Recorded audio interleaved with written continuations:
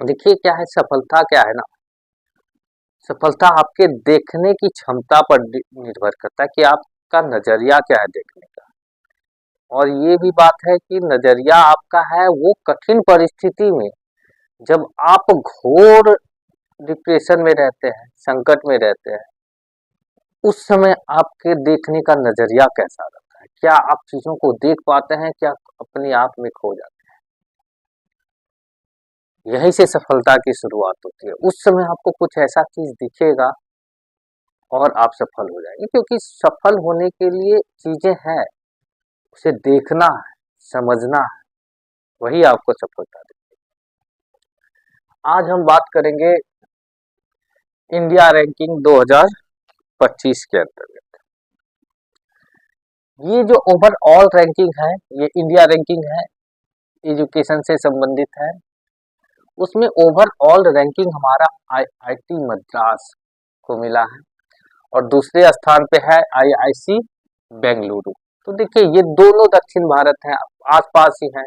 मद्रास भी, IIT Madras overall ranking में, और बेंगलुरु ये हमारा भी वहीं पे पास में ही है। तो दक्षिण भारत में की जो यूनिवर्सिटीज हैं वो रैंकिंग ला रही है, फर्स्ट सेकेंड रैंकिंग ला रही है। उसके पीछे देखिए दो चार चीजें हैं। पहला तो देखिए इसमें जो क्राइटेरिया है सरकार का वो है कि टीचिंग लर्निंग रिसोर्सेज सरकार तो ये प्रोवाइड करा रही है, वो कोई प्रॉब्लम नहीं, हर एक यूनिवर्सिटीज को प्रोवाइड करवा रही है, हर एक कॉलेज को करवा रही है। लेकिन जो मेन है इसमें 30% का इसमें भार है, ठीक है। 30% सरकार मना के हिसाब से रैंकिंग लगता है कि 30% इसमें आपको नंबर मिलेगा। ऊपर से रिसर्च, ठीक है, ये और प्रोफेशनल कैसे है उस पर 30%। यहाँ मार्क ये साउथ इंडियन जो है ये 30% प्राप्त करते हैं, कहाँ से, ये आईआईटी मद्रास, आईआईसी बेंगलुरु, ये सब प्राप्त करते हैं रिसर्च से। और जो प्रोफेशनल्स हैं उनके, वो अच्छे दमदार क्वालिटी के हैं। तो रिसर्च पे, रिसर्च में कुछ वो नहीं, देखिए सारा संसाधन सरकार प्रोवाइड करती ही है, तो रिसर्च पे ध्यान देना होता है सिर्फ, और ध्यान देने के साथ ही आगे बढ़ सकते हैं। 30% वहां से उनको मिल जाता है। बाकी ग्रेजुएशन का जो है कि हाँ ग्रेजुएट इतने हुए, वो तो सारी यूनिवर्सिटी करा रही है आजकल, ठीक है। उसमें से एक है छवि, जिसको पीआर करते हैं, परसेप्शन, इसमें 10% का भार है। ये छवि जो है पीआर परसेप्शन की, ये यूनिवर्सिटीज कैसा है, ये कॉलेज कैसा है, उसका भी 10% है। अच्छा छवि है तो उतना अच्छा मार्किंग। उसी के वजह से ये दो तीन कैटेगरी में आईआईटी मद्रास और आईआईसी बेंगलुरु ले जाते हैं और फर्स्ट और सेकेंड रैंकिंग पे है। कॉलेज में कौन से हैं, हिंदू कॉलेज प्रथम रैंकिंग जो दिल्ली के हैं वहीं पे है, मिरांडा कॉलेज जो कि दिल्ली के ही है, ये दोनों कॉलेज में है। तो पहले मिरांडा कॉलेज बहुत कई वर्षों तक मिरांडा कॉलेज रहा, उसके बाद अब 2 साल से हिंदू कॉलेज उसका स्थान ले लिया है, ठीक है। स्टेट विश्वविद्यालय में जो है, जो राज्य का सार्वजनिक विश्वविद्यालय, सरकारी विश्वविद्यालय है, जादवपुर विश्वविद्यालय कोलकाता। देखिए कोलकाता तो पहले से ही गढ़ रहा है, तो वहाँ की सरकार, वहाँ के कॉलेजेस, परंपरा रही है कि कॉलेजेस पे ध्यान दिया जाए, तो जादवपुर विश्वविद्यालय कोलकाता का इंडिया में जो राज्य सरकार का विश्वविद्यालय है उसमें पहले रैंकिंग पे है। अब देखिए सतत विकास में, देखिए आईआईटी जो हमारा मद्रास है ये पहले रैंकिंग पे ऐसे नहीं आया। एसजीडी में भी जो है, सतत विकास में भी जो है आईआईटी मद्रास पहले रैंकिंग पे है, ठीक है। शोध में भी पहले रैंकिंग पे है। इंजीनियरिंग में भी ये जो है अच्छा कॉलेज है, ये भी पहले रैंकिंग पे है। तो सतत विकास में, शोध में और इंजीनियरिंग में, सब में आईआईटी मद्रास पहले रैंकिंग पे है, इसीलिए ओवरऑल रैंकिंग इसका पहला हो गया, ठीक है। फार्मेसी में तो जानते ही हैं फर्स्ट रैंकिंग पे जामिया हमदर्द, क्योंकि ये नाम से ही उर्दू नाम है, फार्मेसी फारसी नाम है, तो जामिया हमदर्द पहले, ठीक है। उसके बाद मेडिकल में एम्स दिल्ली सबको पता है। कानून में फिर बेंगलुरु का आता है, नेशनल लॉ यूनिवर्सिटी बेंगलुरु, दक्षिण भारतीय है। और वास्तुकला ये स्पेशल है आईआईटी रुड़की। ये जो वास्तुकला डिजाइन हो गया, प्लानिंग हो गया, योजना प्लानिंग, आर्किटेक्चर, इसमें आर्किटेक्चर में आईआईटी रुड़की ने नाम कमाया है। उसकी वजह क्या है कि वहाँ आर्किटेक्चर पे जो है शोध का ज्यादा ध्यान दिया जाता है, और वहाँ का जो आर्किटेक्चर और प्लानिंग डिपार्टमेंट उसमें एक रिगरस ब्लेंडिंग थ्योरी पर काम होता है, उसी के हिसाब से ना अच्छे से काम करवाया जाता है, इंटेंसिव कोर्स कराया जाता है। उसी की वजह से जो आईआईटी रुड़की है ये वास्तुकला में प्रथम स्थान पे है। अब हम देखते हैं कि क्यूएस रैंकिंग, ठीक है, इसको क्वाकरोल, ठीक है, साइमन रैंकिंग कहते हैं। अब इसमें ये कहाँ है, इसका मुख्यालय लंदन में है। क्यूएस रैंकिंग बड़े बड़े जो यूनिवर्सिटी है, विश्वविद्यालय है, उन सब चीज उच्च शिक्षा संस्थान को रैंकिंग का आकलन करता है। तो देखिए ये इसका भी मुख्यालय कहाँ है, लंदन में है। ये रैंकिंग का आकलन करता है पूरे वर्ल्ड में। देखिए ये हुआ कैसे, ये इसलिए हुआ कि एक कंपनी जो थी हमारी क्यूएस कंपनी, ठीक है, ये स्टार्ट हुआ था, और स्टार्ट हुआ था कि विदेशों में जो स्टूडेंट पढ़ते हैं उनको सलाह देने के लिए कि विदेश जाना चाहते हैं, कौन सा संस्थान अच्छा है, कौन सा संस्थान खराब है वहां जाने के लिए। तो ये नोनिंजो जो है क्वाकरोली, इन्होंने इसका बनाया था और फिर लंदन में शुरुआत की। आज जो है हमारा रैंकिंग इसका लंदन में हेडक्वार्टर है, और ये पूरे विश्व में अब इसकी रैंकिंग की मान्यता मिल गई है। उसी में देखिए आईआईएम में बंगलुरु, ठीक है, फिर दक्षिण भारत के प्रबंधन में भी आ गया। उसके बाद ये 52वां रैंक है, ठीक है, बेंगलुरु का, आईआईएम बेंगलुरु का, ये प्रबंधन में है। Indian institute of management, Indian institute of management Ahmedabad, ठीक है, ये दूसरे रैंकिंग में है इंडिया में। अब देखिए, अब हमारे विश्व में हमारा जो रैंकिंग है प्रबंधन के क्षेत्र में, सबको लगेगा हार्वर्ड बिजनेस स्कूल का है, लेकिन ये दूसरे नंबर पे है। एक वॉर्टन जो है, वॉर्टन स्कूल है, कहाँ है, पेंसिल्वेनिया यूनिवर्सिटी के अंदर, यूएस के अंदर। इसका प्रथम रैंकिंग है, हार्वर्ड का नहीं है, याद रखना। किसमें, प्रबंधन में, विश्व में रैंकिंग, ठीक है। ये क्यूएस रैंकिंग क्वाकरोली, ठीक है, साइमन रैंकिंग लंदन में, ठीक है।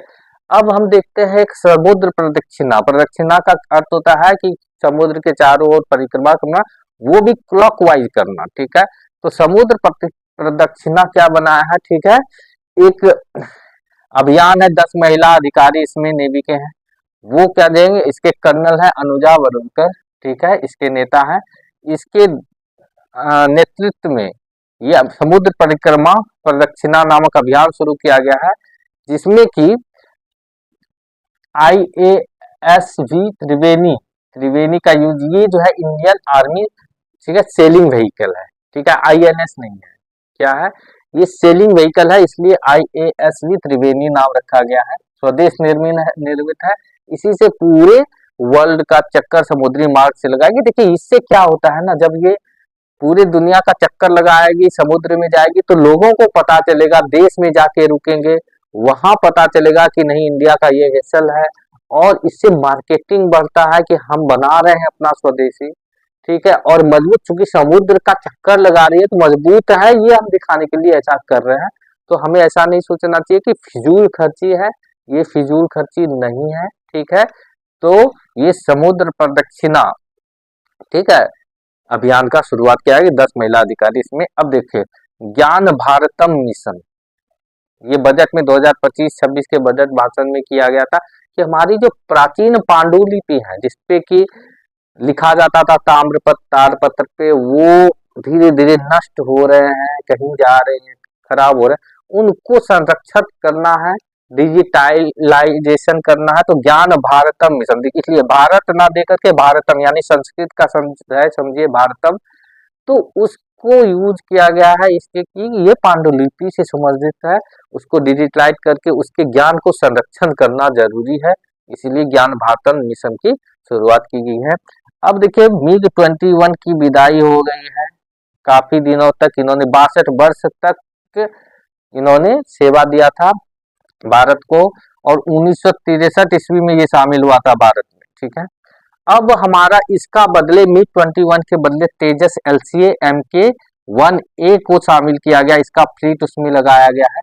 ये देखिए क्या एक रणनीति है कि हम अब विदेशी पे निर्भर नहीं, अपना टेक्नोलॉजी, स्वदेशी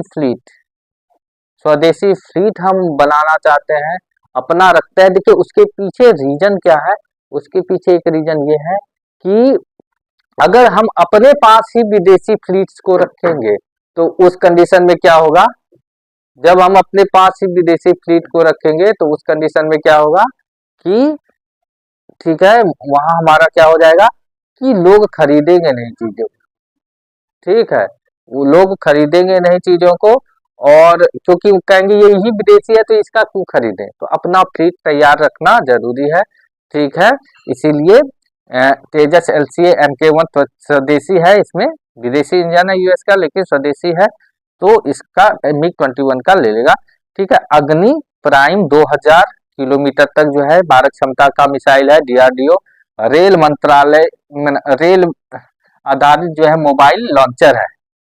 ये क्यों है कि रेल में जो है हमारा मिसाइल भी रखना, बोगी रहती है, बड़ी बड़ी बोगियां रहती है, उसको मिसाइल रखना हमारा आसान है, और उसको कहीं भी ले जाकर के कहीं से भी छोड़ा जा सकता है तुरंत, क्योंकि रेल बहुत स्पीड भी चला सकते हैं, इसीलिए अग्नि प्राइम 2000 रेल आधारित मोबाइल लॉन्चर से भी छोड़ा जा सकता है, ठीक है। करेंगे, बिहार में एक योजना शुरू की गई है महिलाओं को लेकर के, महिला रोजगार योजना, ठीक है। इसमें क्या है कि स्पेशल फोकस है कि महिलाएं अपनी पसंद को लेकर के रोजगार करेंगी, ठीक है, क्योंकि बहुत सारी महिलाओं में अलग अलग इंटरेस्ट है, स्पेशल उनके अंदर टैलेंट है और उनके अंदर स्पेशल स्किल्स हैं, तो उसको देखते हुए क्योंकि महिलाएं बहुत ही बड़ा योगदान कर सकती है बिहार के विकास में, तो उसको देख करके महिला रोजगार योजना जो है शुरू किया गया है, जिसके अंतर्गत सारी महिलाओं को जीविका दीदी बनाया जा रहा है, 10,000 रुपये दिए जा गए थे चुनाव से पहले। तो ये हमारा जो है ये कब शुरू हुआ था, 29 अगस्त 2025 को शुरू हुआ था, और बाद में प्रधानमंत्री ने इसको 26 सितंबर 2025 को क्या कहता है औपचारिक रूप से इसकी शुरुआत की प्रधानमंत्री ने, ठीक है। अब हम देखते हैं कि पटना के जो मुख्य न्यायाधीश हैं वो नए बने हैं, वो कौन है, पवन कुमार भीमप्पा, ठीक है, ये बने हैं हमारे पवन कुमार जी, ये बने हैं पटना उच्च न्यायालय के मुख्य न्यायाधीश, ठीक है।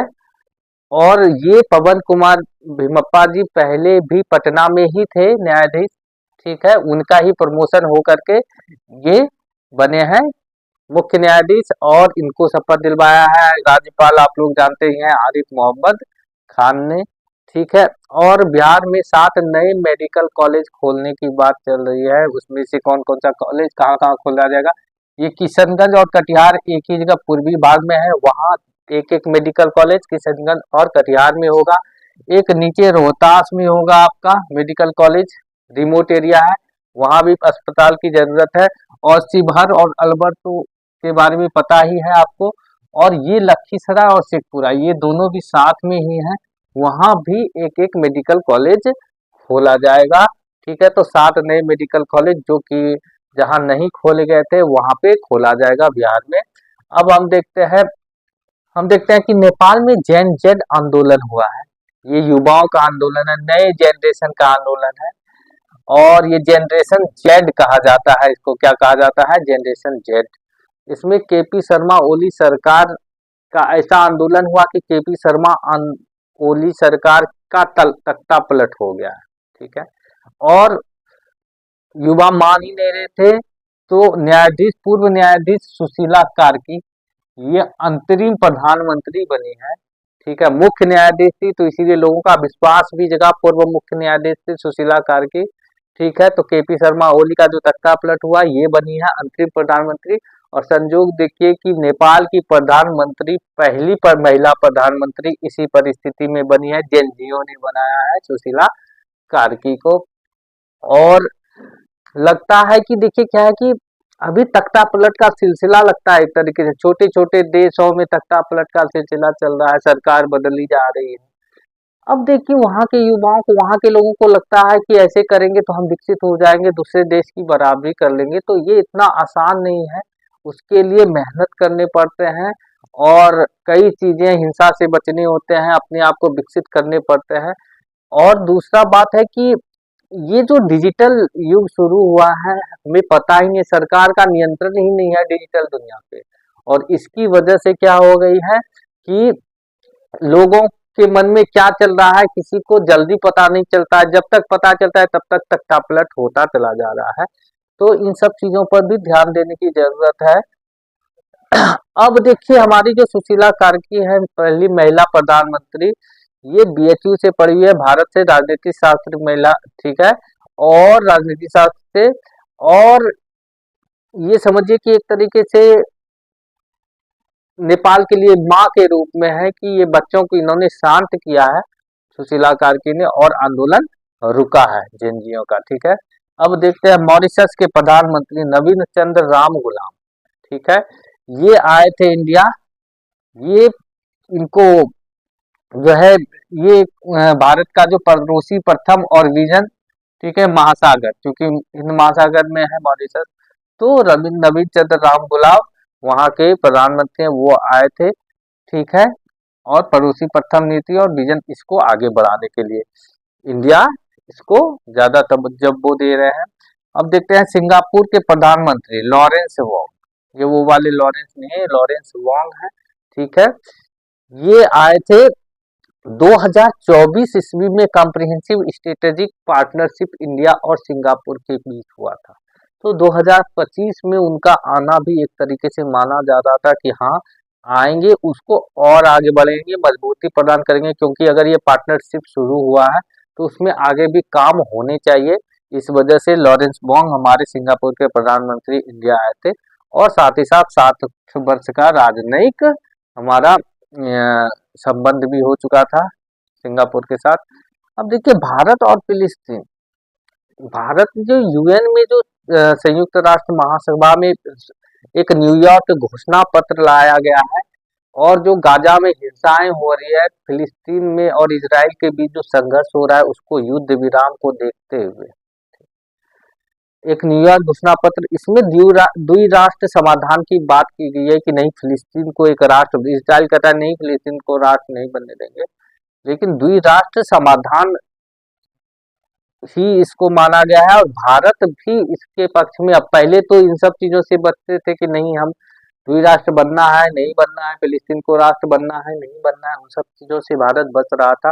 लेकिन अब भारत की नीति में चेंज होना शुरू हो गया है, और चेंज होने के कारण अब भारत भी द्विराष्ट्र समाधान के पीछे है कि नहीं, हाँ 2 राष्ट्र होना चाहिए, तभी शांति उस क्षेत्र में आ पाएगी। देखिए वहाँ इजराइल से भी अच्छे संबंध रखने हैं भारत को, और फिलिस्तीन से भी अच्छे संबंध रखने हैं। और एक नई बात ये है कि फ्रांस, यूके, कनाडा, पुर्तगाल, ये सब देश जो कि जनरली अमेरिका के सपोर्टर माने जाते हैं, अमेरिका के दोस्त माने जाते हैं, इजराइल के दोस्त माने जाते हैं, उन्होंने भी इस बात को स्वीकार किया है कि 2 राष्ट्र समाधान ही जो है शांति लाएगा। इजराइल का जो एम्मनुएल मैक्रों जो है फ्रांस के, उन्होंने भी कहा कि इजराइल में शांति तभी आ सकती है जब द्विराष्ट्र समाधान हो, यानी फिलिस्तीन को एक अलग राष्ट्र बना दिया जाए। और अभी तक 1988 से जब फिलिस्तीन में, उसी समय भारत ने भी मान्यता दे दिया था 2 राष्ट्र का कि हाँ फिलिस्तीन एक राष्ट्र है।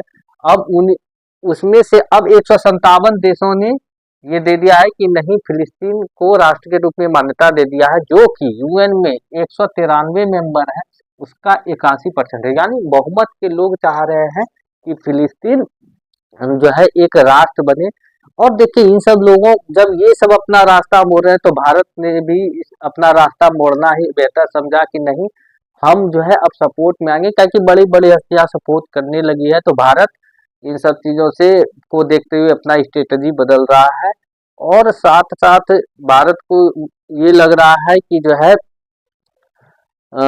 हमारे देश में भी बहुत सारी चीजें हैं जिसको लेकर के इंटरनेशनल प्रभाव हमारे देश पे पड़ता है, तो उन सब चीजों को देखते हुए भी भारत के लिए ये अच्छा है।